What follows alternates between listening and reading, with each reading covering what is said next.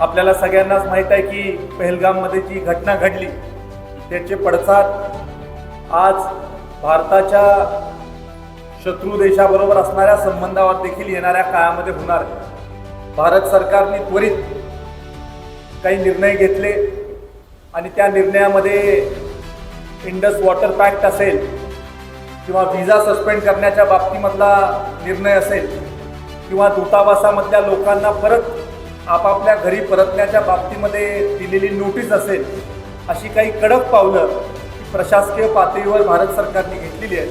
आणि येणाऱ्या काळामध्ये निश्चित स्वरूपी भारत सरकार आदरणीय पंतप्रधान नरेंद्र मोदी साहेबांच्या नेतृत्वाखाली योग्य ते उत्तर हे ज्यांनी ह्या कारवाया केलेल्या आहेत त्या लोकांना दिल्याशिवाय राहणार नाही, असा विश्वास देखील आजच्या बैठकीच्या निमित्तानं व्यक्त करतो।